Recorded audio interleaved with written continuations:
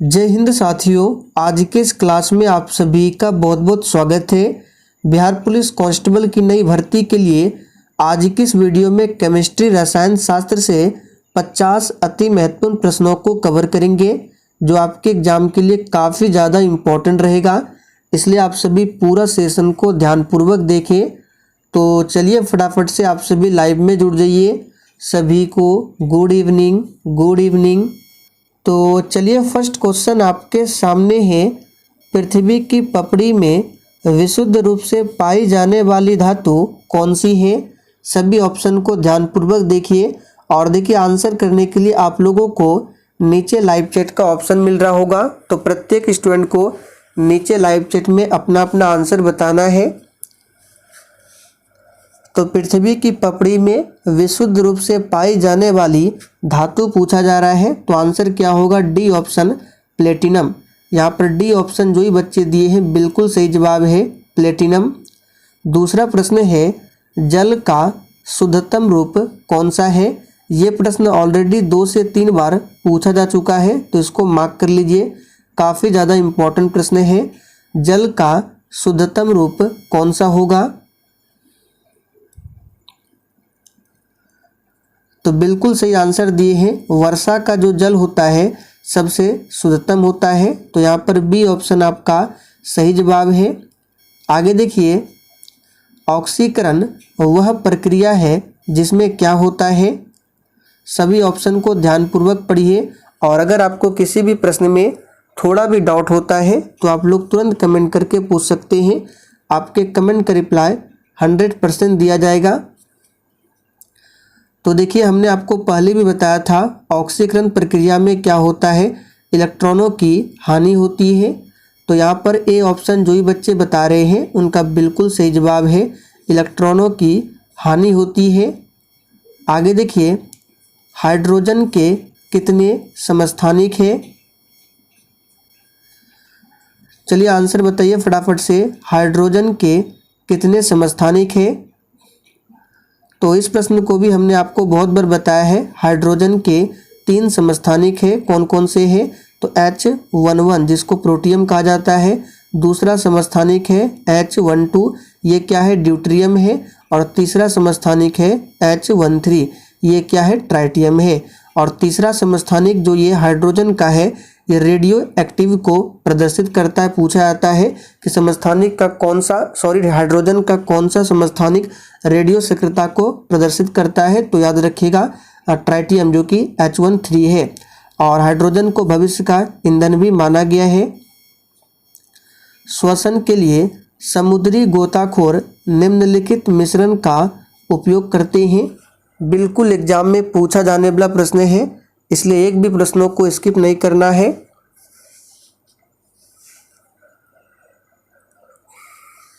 तो बिल्कुल सही आंसर बता रहे हैं, श्वसन के लिए समुद्री गोताखोर निम्नलिखित मिश्रण का उपयोग करते हैं। तो ऑक्सीजन और हीलियम गैस का उपयोग करते हैं समुद्री गोताखोर। तो यहाँ पर डी ऑप्शन आपका सही आंसर है। आगे देखिए, चूने के जल में क्या होता है? चलिए 6 के लिए आंसर बताइए। और दोस्तों, अगर आपको सेशन थोड़ा भी पसंद आ रहा है तो आप सभी सेशन को दिल से एक बार ज़रूर लाइक कर दें। तो चूने के जल में क्या होता है? तो याद रखिएगा कैल्शियम हाइड्रोक्साइड। यहाँ पर बी ऑप्शन आपका सही जवाब है। सोडियम कार्बोनेट, इसका सूत्र क्या होता है? Na2CO3, ये क्या है? सोडियम कार्बोनेट है। और एक होता है सोडियम बाइकार्बोनेट जिसको खाने वाला सोडा भी कहा जाता है, NaHCO3, सोडियम बाइकार्बोनेट, ये खाने वाला सोडा है। लोहे की वस्तुओं में जंग क्या बनने से लग जाती है?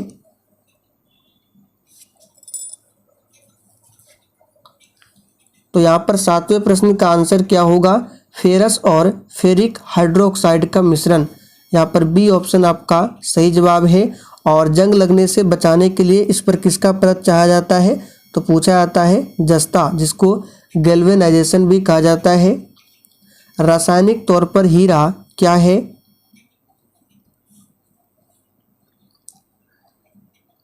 तो रासायनिक तौर पर हीरा क्या है? सही जवाब है शुद्ध कार्बन है। यहाँ पर बी ऑप्शन आपका सही जवाब है।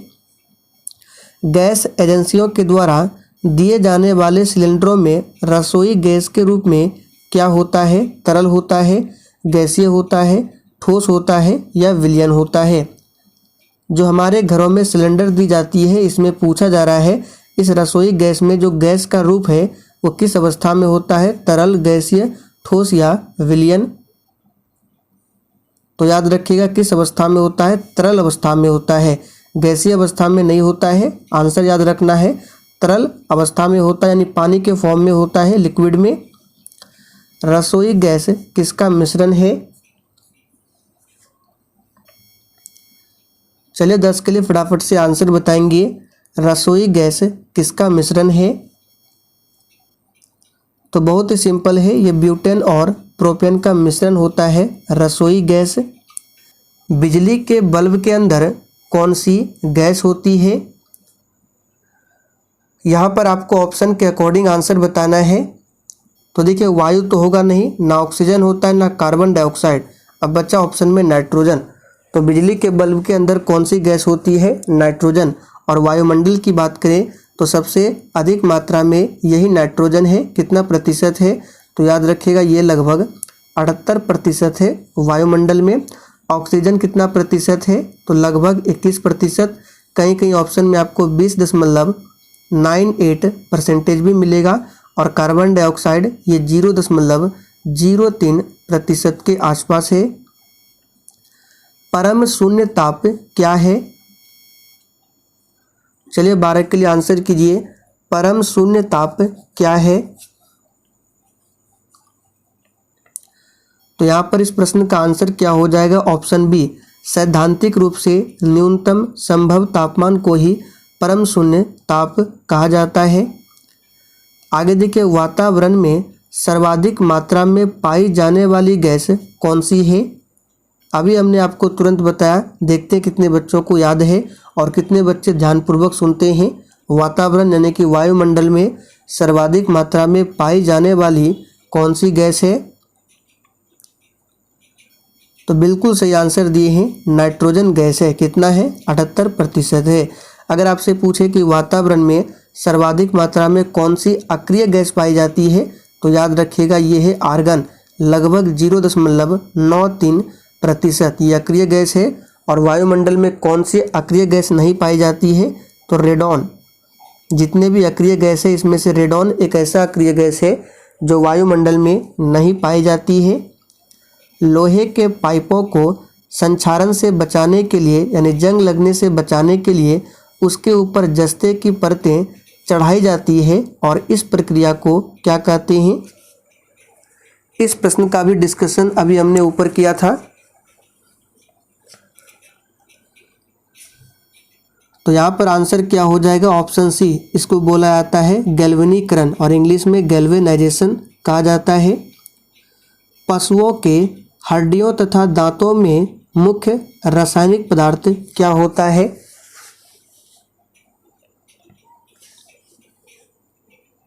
तो ये क्या होता है? याद रखिएगा कैल्शियम फॉस्फेट। सल्फेट नहीं होगा, कैल्शियम फॉस्फेट होता है। सही जवाब है सी ऑप्शन।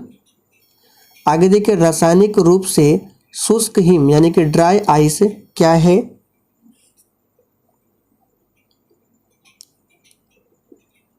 तो देखिए ड्राई आइस कुछ नहीं है, ये ठोस कार्बन डाइऑक्साइड है। इसी को शुष्क बर्फ यानी कि ड्राई आइस कहा जाता है। आगे देखिए, उत्प्रेरक वह पदार्थ है जो क्या होता है? बिल्कुल आपके सिलेबस पर आधारित प्रश्न है, आंसर बताइए। उत्प्रेरक वह पदार्थ है जो क्या करता है? तो आप लोगों ने 10th क्लास में बहुत बार पढ़ा होगा, ये रासायनिक अभिक्रिया की चाल यानी रासायनिक अभिक्रिया की जो दर होती है उसको बदलता है। तो यहाँ पर सी ऑप्शन आपका सही जवाब है, रासायनिक अभिक्रियाओं की चाल को बदलता है। आगे देखिए, बैटरियों में इस्तेमाल होने वाला अम्ल कौन सा है? अब देखिए यहाँ पे बदलता जो दिया गया इसका मतलब उत्प्रेरक ये क्या करता है? रासायनिक अभिक्रिया की दर को इंक्रीज करता है। कहने का मतलब यही है। यहाँ पे आंसर क्या होगा? ऑप्शन के अकॉर्डिंग सी होगा। ए तो होगा नहीं, रोकता नहीं है रासायनिक अभिक्रिया को प्रारंभ करने में, ये भी नहीं। रासायनिक अभिक्रिया की चाल को घटाता नहीं है, ये स्पीड को बदलता है, यानी क्या करता है, इंक्रीज करता है। तो आंसर जो हमारा होगा सी ऑप्शन होगा। बैटरियों में इस्तेमाल होने वाला एसिड कौन सा है, तो ये होता है सल्फ्यूरिक अम्ल। तो यहाँ पर सही जवाब है सी ऑप्शन सल्फ्यूरिक अम्ल। हाइड्रोक्लोरिक अम्ल HCl ये पेट के अमाशय में पाया जाता है। सिरका की प्रकृति अम्लीय है क्योंकि इसमें होता है। और दोस्तों आप सभी डेली क्लास को अटेंड कीजिए। क्लास का टाइमिंग है डेली रात 8 बजे से, और एक क्लास है रात 8:30 बजे जो अभी आप लोग ये कर रहे हैं। इसमें सब्जेक्ट वाइज प्रश्नों का प्रैक्टिस सेट चलता है। और एक क्लास है शाम 7:30 बजे। ये क्लास आपको मेरे दूसरे चैनल पर मिलेगा, जिसमें लुसेंट बुक का हर एक टॉपिक को ख़त्म किया जा रहा है, डेली एक टॉपिक को। तो उस चैनल का लिंक आपको इसी वीडियो के नीचे डिस्क्रिप्शन बॉक्स में मिल जाएगा। तो एग्ज़ाम से पहले आप लोग पूरा लुसेंट को ज़रूर ख़त्म कर लीजिए। तो सिरका की प्रकृति अम्लीय है क्योंकि इसमें क्या होता है, तो बहुत ही सिंपल है, एसिटिक अम्ल होता है। नींबू तथा संतरे में पाया जाने वाला अम्ल कौन सा है, तो नींबू तथा संतरे में पाया जाने वाला अम्ल होता है सिट्रिक अम्ल, याद रखिएगा। टमाटर में ऑक्जेलिक अम्ल होता है। जल आपूर्ति के लिए जल का शोधन निम्नलिखित प्रक्रिया से होता है। तो ध्यान दीजिए, जल आपूर्ति के लिए जल का जो शोधन होता है ये होता है क्लोरीनीकरण से। यहाँ पर सही जवाब है ए ऑप्शन। शर्करा के किण्वन के दौरान बनने वाला मुख्य यौगिक कौन सा है। और देखिए, जिसने अभी तक सेशन को लाइक नहीं किया है फटाफट से आप सभी सेशन को लाइक करें। तो यहाँ पर 22 का आंसर क्या हो जाएगा, एथिल अल्कोहल। जंतु चारकोल प्राप्त होता है, किससे प्राप्त होता है जंतु चारकोल,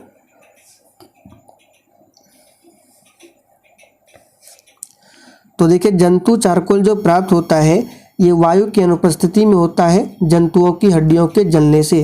तो देखिए डी ऑप्शन में दिया हुआ है। प्राकृतिक रबर को अधिक मजबूत तथा प्रत्यस्थ बनाने के लिए उसमें क्या मिलाया जाता है, प्रत्यस्थ का मतलब इलास्टिक। चलिए 24 के लिए आंसर कीजिए फटाफट से। तो प्राकृतिक रबर को अधिक मजबूत तथा प्रत्यस्थ बनाने के लिए इसमें मिलाया जाता है सल्फर को। सही जवाब है आपका सी ऑप्शन सल्फर। आगे देखिए, इस्पात में होता है, चलिए आंसर बताइए, इस्पात में क्या होता है। तो देखिए इस्पात में आप सभी जानते हैं कार्बन तो होता ही है, लेकिन प्रतिशत मात्रा बताना है तो 0.1 से लेकर 2% तक होता है कार्बन इस्पात में, ध्यान रखेंगे। श्वसन प्रक्रम में वायु के जिस घटक का प्रयोग होता है वह है, और आप लोग ये कमेंट करके बताइए इस्पात जो है इसमें किसका किसका मिश्रण होता है। तो श्वसन प्रक्रम में वायु के जिस घटक का प्रयोग होता है वह क्या है, तो याद रखिएगा सही जवाब है ऑक्सीजन है। यहाँ पर बी ऑप्शन आपका सही जवाब है ऑक्सीजन, ध्यान रखेंगे। आगे देखिए, रासायनिक यौगिक के मूलानुपाती व आणविक सूत्र परस्पर निम्न प्रकार से संबंधित है, यानी कि रासायनिक यौगिक के मूलानुपाती और आणविक सूत्र जो है इसमें क्या संबंध है आपको बताना है। तो इसको डायरेक्ट याद कर लीजिए, इसका आंसर क्या होगा, आणविक सूत्र बराबर होता है n गुना मूलानुपाती सूत्र। यहाँ पर सी ऑप्शन आपका सही जवाब है। मनुष्यों के द्वारा सर्वाधिक उपयोग में लाया जाने वाला धातु कौन सा है,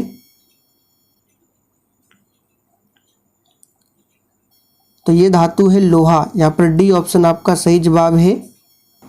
आगे देखिए, गोबर गैस का मुख्य घटक क्या है। चलिए 29 के लिए फटाफट से आंसर बताइए, गोबर गैस का मुख्य घटक क्या है।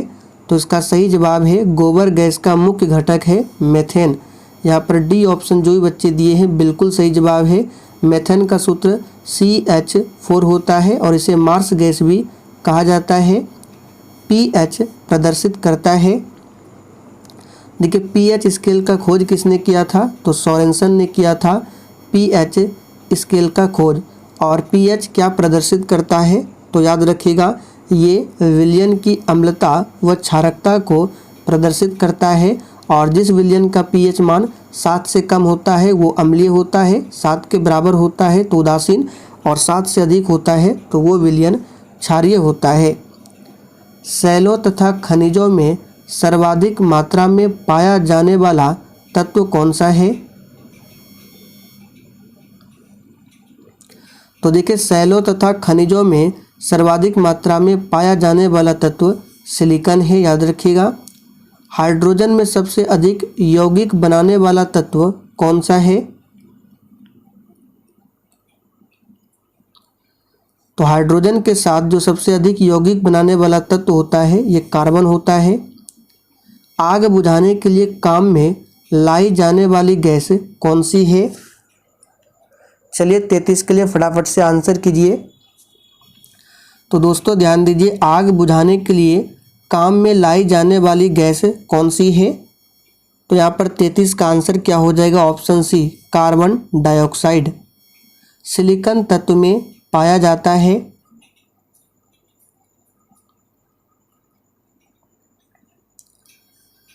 तो ध्यान दीजिए सिलिकॉन तत्व में क्या पाया जाता है? इसका सही जवाब है ऑप्शन बी, रेत पाया जाता है। बॉक्साइट से एल्युमिनियम धातु का औद्योगिक उत्पादन निम्नलिखित प्रक्रिया से होता है। यानी बॉक्साइट से जो एल्युमिनियम धातु का औद्योगिक उत्पादन होता है ये किस प्रक्रिया से होता है? तो याद कर लीजिए विद्युत अपघटन प्रक्रिया से होता है। जल के साथ स्वच्छ विलयन नहीं बनने वाला यौगिक कौन सा है? तो जल के साथ स्वच्छ विलयन नहीं बनने वाला यौगिक है बेंजोइक अम्ल। सागर जल में सर्वाधिक मात्रा में पाया जाने वाला पदार्थ कौन सा है? वेरी इंपॉर्टेंट प्रश्न है।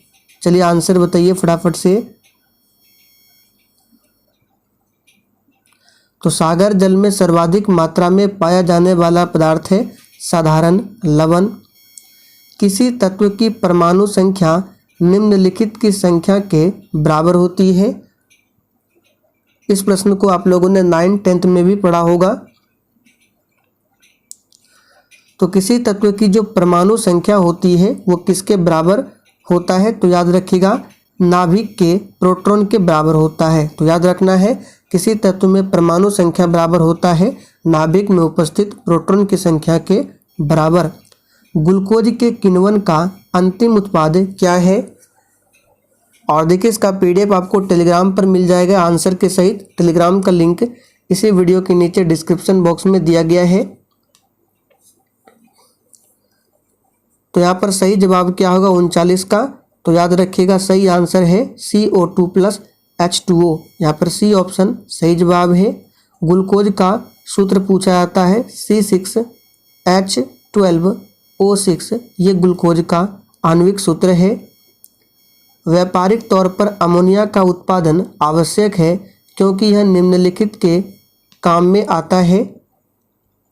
यानी इन चारों ऑप्शन में से बताना है किस में काम में आता है अमोनिया। तो सही जवाब है उर्वरक बनाने के काम में आता है अमोनिया। आगे देखिए, ऐसा प्राकृतिक पदार्थ जो केवल एक ही तत्व से बना हुआ है और जिससे ऊर्जा प्राप्त की जा सकती है निम्नलिखित में से क्या है? तो ध्यान दीजिए ये है कोयला। लोहे के उत्पादन के लिए जिस कच्ची वस्तु का इस्तेमाल होता है वह क्या है? तो लोहे के उत्पादन के लिए किस कच्ची वस्तु का इस्तेमाल होता है? तो याद रखिएगा कोक का उपयोग किया जाता है इसमें। पर्यावरण का प्रदूषण करने वाली गैस कौन सी है? यानी पर्यावरण को प्रदूषित करने वाली गैस आपको बताना है कौन सी है। तो इस प्रश्न को भी मार्क कर लीजिए, एग्जाम के लिए काफ़ी ज़्यादा इम्पोर्टेंट है। इसका सही आंसर है option C, sulphur dioxide SO2 है। हीरा उसी एक तत्व से बना है जिससे बना होता है क्या? सल्फ्यूरिक अम्ल के औद्योगिक उत्पादन में काम आने वाली दो गैसें कौन सी हैं?